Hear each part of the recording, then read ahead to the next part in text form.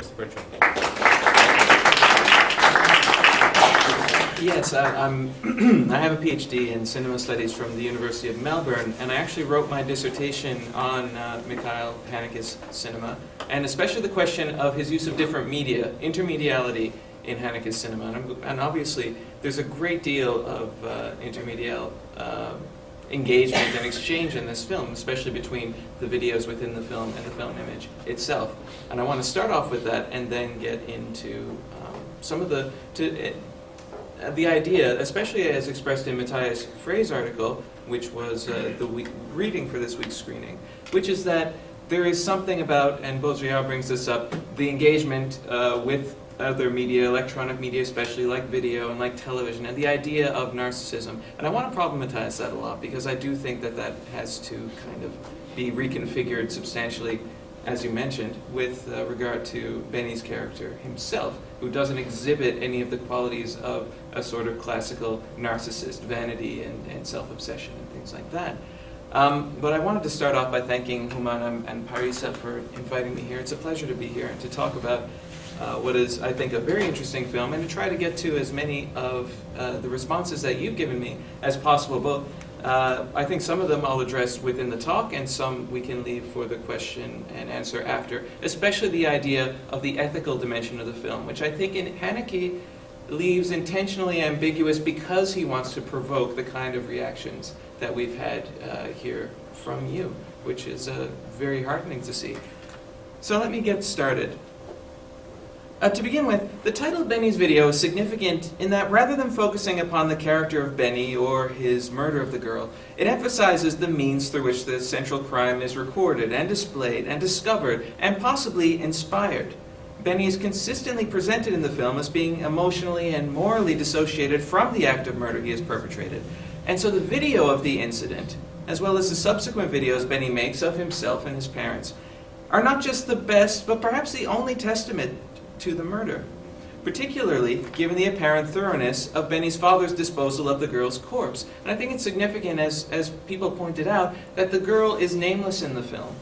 Just as the wife is complicit with her husband, the girl ends up having no name. She's undiscoverable, her family. The crime doesn't make the papers, which they check obsessively. And then she is not only executed in the same manner as the pig in the video, but then her body is dismembered just as you would the corpse of an animal that you had brought to slaughter. So I think that there's some very significant elements here that I want to get into afterward in terms of the ethicality of the film. But video itself then mediates the crime, including its pretext and its aftermath, at pretty much every level of the narrative. Indeed, the film's opening signals that video, the medium itself, is perhaps the key mode of representation in the film. It's an embedded visual system that claims as much importance as the film image itself, if not more. The first imagery to appear on screen is the video of the killing of the pig, footage that is rewound so that the animal's death can be replayed in slow motion, at which point the screen pauses, freezes on the image of the pig, and then cuts to static. And often Haneke will present static. He does in the film before this one. Significantly, at the end of his first film and at the beginning of his second, he leaves the screen lingering on this image of static, which seems to suggest something about sort of the medium as such, like the medium of television or video in this case. I think this sequence is significant for a number of reasons, not least of which is the fact that the actual on-screen death of the pig underscores the sense of stark and almost visceral realism that we tend to associate with raw video footage, as opposed to fictional films carefully staged and framed mise-en-scène. Like the title, this opening suggests that the true subject of the film is not what is captured by the video or the subsequent videos, and is not even Benny, who is holding the camera, but is rather the medium itself. But Benny changes in the course of the film, albeit ambiguously, and the medium does not. So this evening I will begin with video and end with Benny, looking at the two key scenes of the film in some detail in order to further develop some of the important points that Frey raises in his article and that other critics have raised in connection with the film, and indeed that have been raised by many of you here tonight.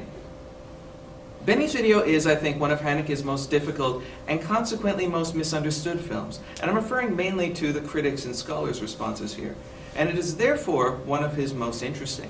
So let us put Benny aside for the moment and concentrate our attention, for now, upon his beloved medium. The videos within the film are clearly demarcated from the film itself based on the pictorial quality and the amateur framing and camera movement that characterize them. Generally, the videos are presented via close-ups of monitors within the film, which then often dominate the entire cinematic frame. But the video representations tend to supplement, rather than undermine or estrange themselves from the film narrative. Even when videos present past events from the film, from the story, including the murder, the nature of the medium itself usually accounts for their insertion into the film's time frame. They're merely being replayed within the context of the film. And Haneke always has an avowed dislike of flashbacks. He wants his films to play out in perfect chronological order. And so having video as a sort of means to replay older parts of the film works really superbly in this. The structure of Benny's video utilizes this diegetic presence of the medium to present a series of interrelated videos which support and advance the story almost independently of the cinematic images. We could thus propose the following thought experiment. If we were shown only the videos within the film, and none of the film images themselves, would the narrative still make sense? I tend to think that it would, since the videos connect the film's crucial events in a causal chain that strongly resembles a narrative sequence. The film itself is, from a certain perspective, simply a framework for this chain of videos. And nearly every major plot point involves a viewing situation which leads to a new video recording, which in turn leads to another viewing, then another recording, and so on. The viewing of the pig's video catalyzes and perhaps inspires the murder of the girl with the same weapon. Then the viewing of the girl's killing by Georg and Anna, Benny's parents, prompts their discovery of his crime and their decision to dispose of the girl's corpse, ostensibly to protect Benny, but that's questionable as a motivation. Near the end of the film, it is revealed that Benny has recorded his parents' self-incriminating conversation, and he screens the footage for the police as evidence of their crime. And then in the film's final shot, the video security cameras and monitors at the police station record the parents' arrest and their ambiguous and tense encounter with Benny following this revelation. Yet this immediacy of video to the events of the film, the very quality of the medium which allows it to insinuate itself into virtually any situation, tends to problematize our understanding of video itself as a form of cinematic image making. In other words, video's presence at every prominent event in the story blurs the boundaries separating, the representational content of the videos within the film from that of the film itself. So we can't really distinguish the two in any meaningful sense here. This is particularly apparent during the scene of the girl's murder and its immediate aftermath, which is the first scene I want to discuss, where video is the sole means by which film presents the incident. The murder is presented in the film as occurring live, in a single long take, yet also mediated completely through the video monitor that we see here, that the film comes to rest upon immediately after the first shot is fired by Benny, the first shot from the slaughter gun. Now Haneke himself, the director, describes the scene as follows. Quote, "The viewer does not get to see the murder. It takes place almost exclusively off-screen, and we can only hear what's happening. Instead, the viewer can only see a TV set, and on this TV set, which is showing the adolescent murderer's room, which he himself is recording with his video camera, there is nothing to be seen. It is only our fantasy, spurred on by the noises, that enlivens the scene," says Haneke. Other than its signaling to the viewer that the act is being recorded, and utilizing the monitor as a novel way of sort of relegating the violent act itself to off-screen space, the scene is not generally presented by the director as being any different from off-screen murders and violence in his other films. Like in Funny Games and Le Temps to Do, there will be a very violent act, but the camera itself will shift away to the out of field. The act will take place somewhere off camera. And people have questioned why Haneke does this. He says that because it's not ethical to show violence that way. But people have said hearing the murder is perhaps even a more intense kind of representation than seeing it, because what we see we know is faked, but what we hear has a more immediate impact on us. And yet I argue, the film's depiction of the video monitor during the murder substantially alters the nature of the act, even if the violence is not represented on screen via video any more than it is via film. In terms of visual association, for instance, the presence of video during the murder of the girl recalls the presentation of an actual death of the pig in the video that opens the film, and which Benny and the girl view just before the murder. As Michael Lawrence points out, by prefiguring the killing of the girl with the killing of the pig, Haneke's film brings the real, the death of the pig, into an overdetermined narrative relationship with a simulation of reality in the fictional world of the film, the death of the girl.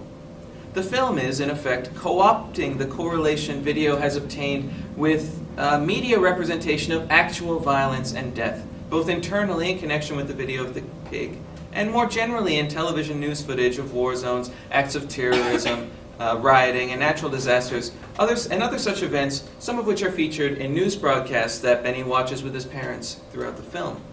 Thus, video violence decisively diverges from the simulated violence of fictional films, which Benny himself describes in this scene as involving ketchup and plastic. What enlivens the scene, as Haneke stated, is not simply the viewer's capacity to fantasize an off-screen event then, but is also the presence of the video medium itself. In other words, it is not a question of a representation of violence, but rather the representability of violence, and the fact that video has become much more closely associated with representations of real violence than narrative film. In this sense, the added level of mediation of the murder through the video monitor within the film doesn't distance the viewer further from the represented event. On the contrary, it brings the fictional murder closer to immediate reality, quote unquote, via the medium of video. Because it does not represent the narrative's fictional violence directly, in visual terms at least, I would argue that Benny's video, and consequently Haneke's film, preserves a sense of the pure obscenity of violence and death. Video, like film before it, demonstrably failed to capture the event of death, only in fact confirming its utter unrepresentability. Confirmation of this, I'll diverge a little bit into film theory here. Confirmation of this unrepresentability was slow to emerge in media and film theory. For instance, André Bazin proposed that film was capable of formerly unthinkable acts of obscenity relative to painting and photography, radio, other sort of media at the time. Bazin says, "The representation of a real death is an obscenity, no longer a moral one, as in sex, but metaphysical. We do not die twice. In this respect, a photograph does not have the power of film. A photograph can only represent someone dying or a corpse, not the elusive passage from one state to the other."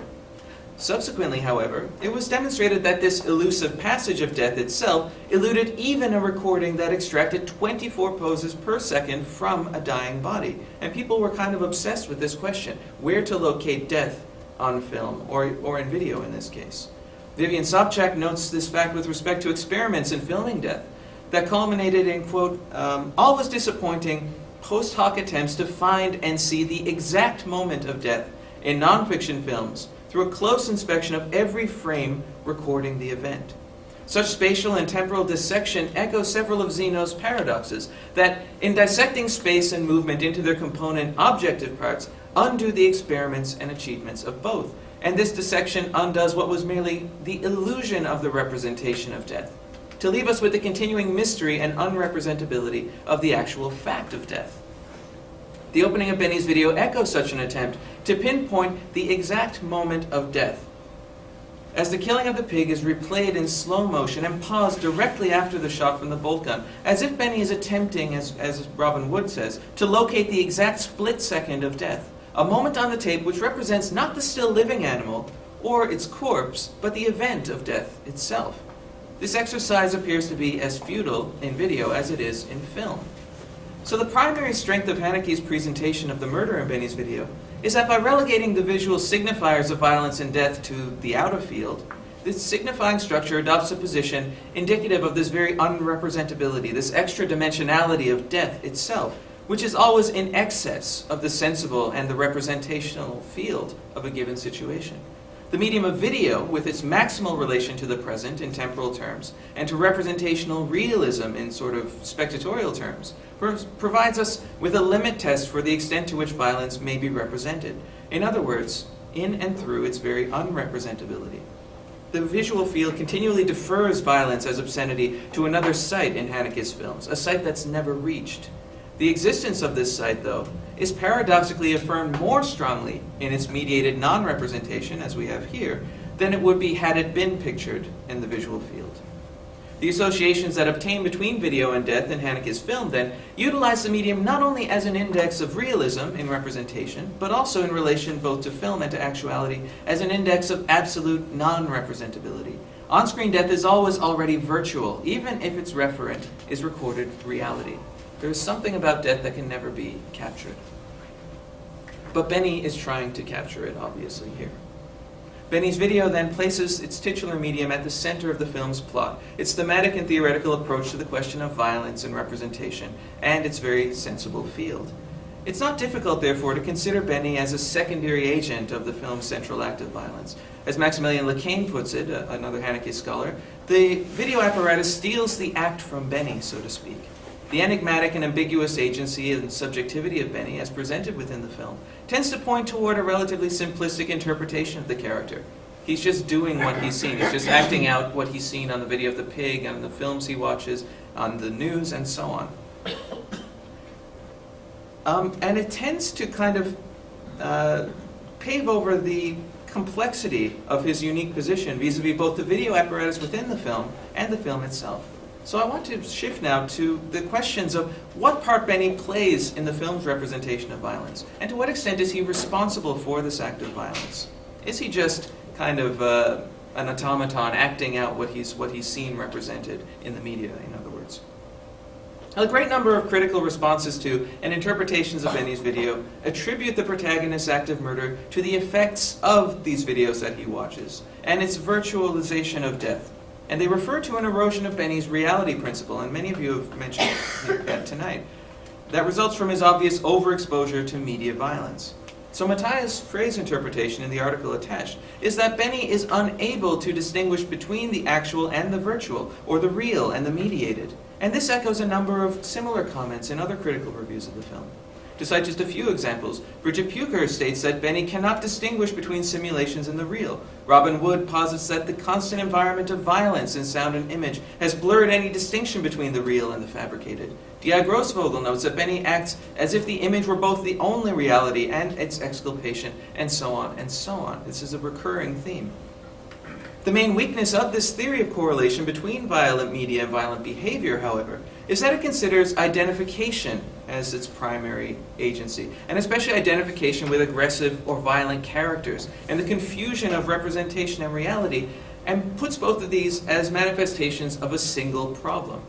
In Benny's case, though, the character is shown watching the video of a violent film, this self-consciously sort of schlocky film, The Toxic Avenger, and he also views the pig-killing video immediately before the murder is committed, but he doesn't really meet the criteria set out by this theory of correlation. There's no aggression in his act, for one thing, and there's no evidence that he lacks the capacity to distinguish between real and simulated violence. Again, he explains that they simulate violence in films with ketchup and plastic.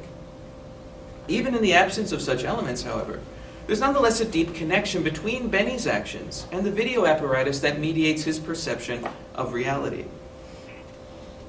And this connection is much more profound, I think, and complicated than an apparent inability to differentiate the real and the simulated or the represented. As Roy Grundmann aptly puts it, Benny may be desensitized, but he's not duped. He knows perfectly well that video is not reality. The point is, he still prefers video. Benny's very perceptions are to a large extent mediated by video. While the window shades in his room are permanently drawn, a video camera points through a gap in the curtains, delivering a live feed of the street view below. His social interactions are depicted as being similarly mediated. He's present at 2 gatherings that his sister hosts at the family's apartment, but we never see him there, since the parties are presented only via the videos he records, and he's the one holding the camera. The implication of Benny's modes of interaction with the world relate not to his ability to perceive reality, then, but to the structure of his subjectivity, the manner in which he orients himself in this representation, and consequently in his whole milieu. Behind the video camera, Benny is already a post hoc viewer of the situation even as he records it, and he's present within the situation only as a kind of faceless, observing presence. Significantly, Benny himself does not appear in any of the videos he views until after the murder has taken place, and signs of his growing self-awareness begin to emerge. This uncoupling of the self and the visual field and its attendant desubjectivization of the videographer is endemic to video, making it all the more puzzling that the model of Narcissus is so often invoked when conceptualizing the video apparatus and also appears in Frey's assessment of Benny's character. Indeed, in one of the most famous theorizations of video as a medium, Video, the Aesthetics of Narcissism, Rosalind Krauss characterizes video not in terms of an image technology, but rather a particular subjective perceptual situation. This is a quote from Krauss's essay. This is why it seems appropriate to speak of a physical medium in relation to video. For the object, the electronic equipment and its capabilities, has become merely an appurtenance, and instead video's real medium is a psychological situation, the very terms of which are to withdraw attention from an external object, an other, and invest it in the self. This conception of the video aesthetic subordinates representation almost entirely to the mode of visual experience that characterizes narcissism, that is, reflection. While representation as reflection provides an intriguing theoretical premise for video's capacity for immediate visual feedback and self-representation, the Narcissus model adopted by Krauss and many subsequent theorists, including Matthias Frey in his analysis of Benny's video, and he gets it through Baudrillard, who's similarly talks about Narcissus and video media, is burdened by our received associations with the term narcissism, namely vanity and self-obsession. In applying a similar model to Benny by way of Baudrillard's interpretation, Matthias Frey posits that the adolescent Benny is pre- or non-Oedipal. In other words, the character does not individuate according to a sexual schema, but rather through an enactment of the represented violence he is inundated with through video and television. He thereby consummates an autoerotic relationship using the medium that he perceives as fostering his subjectivity, his ego representation, and his libidinal power. So this would be the hardcore kind of psychoanalytical reading. And this is a quote from Frey. If the Oedipal myth in its various hetero and homoerotic forms functions to reproduce the idea that human subjectivity is sexually realized in the bonded love relationship, then the Baudrillardian Narcissus myth, as found in Benny's video, instructs Benny that mediated, digitally manipulable violence is the authentic experience in a me world without connections. So why not see how it is, as he puts it to his father? The crucial problem with this attribution of narcissism to Benny's situation, or indeed to the entire aesthetic of video, is that it forces one to locate and identify a subjectivity or self-image within the representation. While this is not difficult in works like Self-Interaction and Autoportraiture that Krauss cites as examples, the credibility of this interpretation is strained in the account of Benny's motivations that Frey gives. He says, Benny wants to be the agent in a killing, but more importantly, he wants to see himself on his monitor killing. He wants to be able to rewind, slow down, and edit the act on his console. For Benny, the experience of this after-the-fact virtual reality is even more dramatic than the actual deed itself. E.g., he spends more time viewing and reviewing the video than cleaning up the body. Well, if Benny had actually wanted to videotape and subsequently view himself killing the girl, he has decisively failed. The video depicts him on screen only as he runs past the camera to grab more ammunition for the bolt gun, and not to hit the rewind button, as Frey claims, pleading for the girl to stop screaming as he does so. Also, when he eventually replays the video for his parents, a video that is clearly unedited, he appears visibly agitated and looks away from the screen when the girl's screams begin, although his parents' attention remains riveted to the video image. Benny is shown in the interim watching the video recording he made of himself after the murder, but when he rewinds the video, he leaves the room as the murder and the cleanup of the body begins to play itself out in reverse. Benny does then videotape and view himself, but this form of interaction with video evidently occurs as a result of, rather than a motivating factor for the murder. If we propose to ascribe narcissistic tendencies to Benny and interpret such tendencies as having a role in the murder, then we must adopt a completely different approach to the idea of narcissism, both in relation to video and to Benny. In Understanding Media, Marshall McLuhan devotes a chapter to the narcissist model in connection with a condition of media saturation, called the gadget lover, Narcissus as narcosis, and Benny is a gadget lover if there ever was one. But he uses the figure of Narcissus in a very different sense than Krauss, Baudrillard, and other theorists. For McLuhan, this mythical model presents a situation not of self-love or autoeroticism, but rather of self-misrecognition. The wisdom of the Narcissus myth, says McLuhan, does not convey any idea that Narcissus fell in love with anything he regarded as himself. Obviously, he would have had very different feelings about the image he sees in the pool had he known it was an extension or repetition of himself. Instead, and in direct contradiction to Frey's and even Krauss's model, Narcissus experiences a profound dissociation from his own image that is premised upon an auto-amputation, as McLuhan puts it, affecting the subject's sensory motor schema and perceptual field. This amputation, which forestalls the irritation or discomfort resulting from an overstimulation of the senses, is a correlate of that brought about by the stimulus of audiovisual media. So this is McLuhan again. This amplification of the senses, like we get through video cameras and television and other media, is bearable by the nervous system only through numbness or blocking of perception. This is the sense of the Narcissus myth. The young man's image is a self-amputation or extension induced by irritating pressures. As counter-irritant, the image produces a generalized numbness or shock that declines recognition. Self-amputation forbids self-recognition. Benny's video could almost be considered a parable with this moral or theme, a restaging of the Narcissus myth with an inversion of the central motif. Rather than a reflecting pool giving back the unrecognized self-image of the subject, Benny has the monitor and speakers which give back to him the mediated percepts that have been divorced from his sensory experience, disconnected from his embodied self. Benny's direct sense perceptions have been overwritten by the video apparatus, which is attractive in its malleability, but which delivers an immensely impoverished sensory experience. Benny as viewer has superseded Benny as seer, and in fact, Benny, as initially presented in the film, seems to have relinquished his immediate subjective sensory capacity almost completely. He does not mistake the representations in fictional films for reality. Instead, he's mistaken the gaze of the camera for his own gaze and the microphone for his own ears. Benny has amputated his capacity for direct sensation, for first-hand experience from his body, and allowed it to take up residence in a new medial apparatus. He has adopted, to quote David Cronenberg's Videodrome, the new flesh of the video medium. Following the murder, which he tells his father he did to see what it's like, the film traces the process of Benny's gradual reconnection to direct embodied sense experience, his resubjectification, as it were. The most important scene in this regard takes place just after Benny has killed the girl, when he receives the phone call from his friend Ricci. The conversation is startlingly banal, given the event that just occurred, but while he speaks, Benny glances up at the wall and something catches his attention.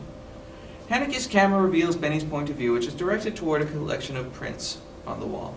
Seemingly nauseous, Benny drops his gaze to a lower part of the wall, to nothing in particular here. Something in him has shifted. Something has come over him. What was it in this collection of prints that produced this effect? Based upon their arrangement in Benny's eye line, it would seem he has been struck by one of the picture in the sort of upper left of the frame, René Magritte's La Reproduction Interdite, not to be reproduced. Immediately following this moment, his encounter with the painting, Benny looks to the right and encounters his own image in a full-length mirror, noticing a blood stain on his side. The film then cuts to video footage that Benny is in the midst of recording, pointing the camera at his own mirror image in close-up as he rubs this blood over his torso. A sense of self-discovery pervades this sequence, and it's no coincidence that two mirrors are featured. However, there's something wrong with both of them. In the Magritte painting, the mirror is quite obviously malfunctioning. Magritte has presented us with a mirror that does not reflect, but redoubles instead. Magritte often painted such scenes, which appear generally realistic apart from a decisive intervention that radically disrupts first-hand representation, much like video. I think it is as though Magritte here creates a diagram of the video screen apparatus before such a thing even existed. An already doubled reflection. Video functions like a mirror then, but one that produces, as does Magritte's, a reflection of a reflection, a simulation, and thus forecloses the direct encounter between oneself and one's image that's crucial to the idea of the mirror stage. Well, Haneke responds to this reflection of simulation with his own intervention, a simulation of reflection. There's obviously no mirror present in this shot. Haneke's camera assumes the perspective of Benny completely, and filming within a frame and wearing his watch on the opposite hand, as from an earlier part in the scene, the actor effectively stands in as his own reflection. He plays his own mirror double. To what end does Haneke insert this trick shot, this absolute point of view shot, answering the painting's video-like non-mirror with his own cinematic non-mirror? Well, I would argue that it is to deliver onto Benny a cinematic subjectivity, a sensorial circuit into which he's re-embodied. And it is notable in this regard that Benny immediately begins to explore this new body, and also that he videotapes himself doing so. And this is the poster for the film, which marks this kind of crucial moment. If Benny here re-enters a kind of Oedipal or Lacanian mirror stage, he takes his video camera with him. And the film is people often point out all the reflective surfaces in the film, all the scenes shot before mirrors and things. And it's crucial to note that these all take place after this moment, when he's kind of re-embodied. For Benny does not escape his video surveillance regime, but he does begin to utilize it differently, both to interrogate his own sensible being and ultimately to implicate his parents for covering up the crime he has committed through his own campaign of surveillance. What then is the specific nature of the change that has come over Benny, and in what way was this influenced by the Magritte painting? Well, I would suggest that Benny encounters, in Magritte's image, the diagram of his own locus in the system of video surveillance that he has constructed for himself. His radical anonymity and disembodiment are shown here. And the endless reduplication of his own gaze without any reflection back to himself of himself. But he then undergoes, following the trauma of the murder, a shift in this status or locus, a transformation of the perceptual variables that constitute his subjectivity. This transformation does not move him out of a video regime, but it allows him to include himself reflexively as a visible term, to experience his own body as a sensible element, as opposed to a faceless observer. The narrative thus theorizes the effects that an encounter with actual violence and death would have upon a desensitized and distantiated or mediatized individual, resubjectification, self-awareness, and a realization of the experiential underpinnings of representation. Finally, with Benny's ambiguous act of turning his parents over to the police, the film puts forward the possibility, if not the clear indication, of Benny's development of an ethical dimension within and through this very regime of perception and representation. So I'll stop there and put that out to you, and I wanted to discuss what people have already brought up, which is the idea of this very ethicality. Like, why does Benny turn his parents in? Is it an ethical gesture, or is it just more proof that he's completely desensitized, that he's lost even any sense of affection for his parents? Okay, thank you.